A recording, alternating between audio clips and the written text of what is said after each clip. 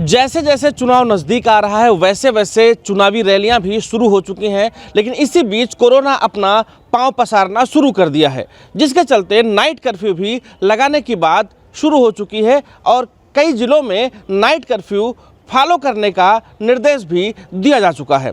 इतना ही नहीं, high court ने साफ बोला है कि चुनाव टाला जा सकता है।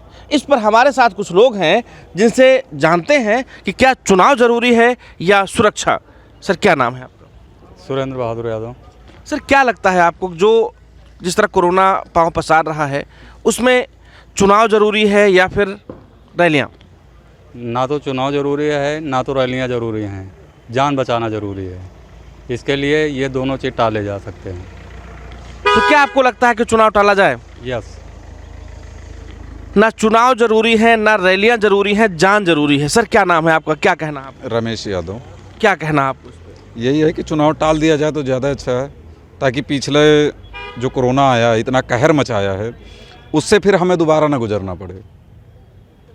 चारों तरफ भीड़ बेतहाशा है, भीड़ रुकने का नाम नहीं ले रही, इस पर क्या कहना है आपको? भीड़ तो सरकार ही रोक सकती है। अगर चुनाव टाल दे, रैलियाँ बंद हो जाएं तो भीड़ नहीं होगी। रैलियों में सबसे ज़्यादा भीड़ होती है, और भीड़ होती कहाँ है? या मार्केट बाज़ार में होती है बस।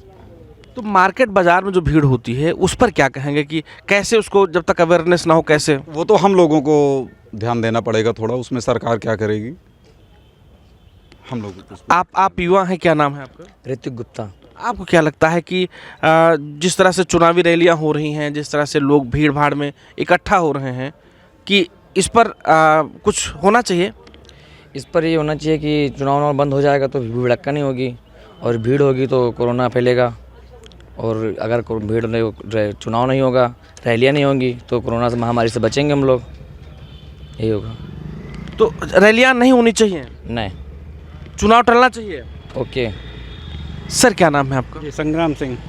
सर, क्या लगता है आपको, जिस तरह हाई कोर्ट ने भी आदेश दिया कि चुनाव टाला जा सकता है, कोरोना अपना पांव पसार रहा है, तो क्या कहना इस पर कि भीड़ भाड़ होना चाहिए कि नहीं होना चाहिए, चुनाव नियत समय पर हो या चुनाव टले, क्या मतलब क्या विचार है आपका?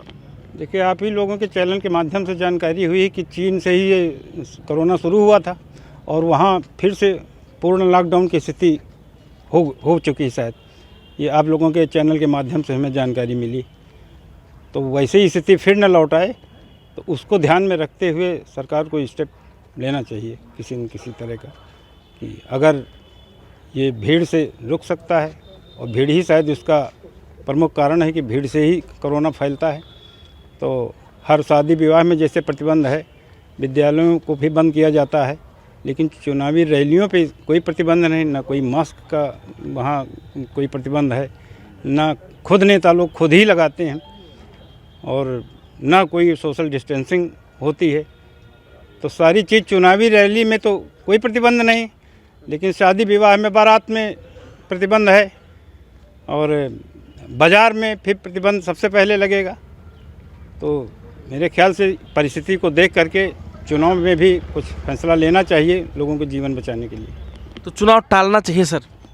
परिस्थिति को देख कर टालना चाहिए। अभी तो स्थिति अब लग तो रही है ऐसी, लेकिन अगर चीन में बढ़ रहा है इसी तरह तो चीन से भी यहाँ आ सकता है, क्योंकि पिछली बार चीन से ही यहाँ पे आया है। जो बाजारों में रौनक होती है, भीड़ भाड़ होती है, दुकानों पर होती है, लोग अब तो बेतहाशा ऐसे घूम रहे हैं बिना मास्क लगाए, इस पर क्या कहेंगे? जी बिल्कुल, फिर से सख्ती करनी चाहिए, क्योंकि लोग तो एक दूसरे को देखा, फला मास्क नहीं लगाए, वो नहीं लगाए, भीड़ वहाँ तो है मेरे यहाँ, लेकिन उसमें शासन की भी सख्ती जरूरी, शासन को सख्त होना पड़ेगा।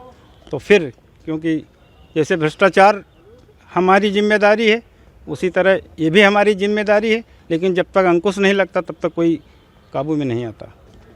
तो हमारे साथ कुछ लोग थे जिनका कहना था कि चुनाव ज़रूरी नहीं है, पहले जान ज़रूरी है, और सरकार को इस पर कदम उठाना चाहिए। कदम उठाने के साथ साथ एक सबसे बड़ी बात कि जो भीड़ भाड़ वाले इलाके हैं उसमें सबको खुद अवेयर होना चाहिए, अपना सुरक्षा की जिम्मेदारी खुद उठानी चाहिए। इस तरह के लोगों का वक्तव्य था। साफ जाहिर है कि कोरोना के पांव पसारने की वजह से लोगों में भय अभी भी देखा जा रहा है। रायबरेली से कैमरा रविंद्र के साथ पंकज सिंह, एबीपी गंगा।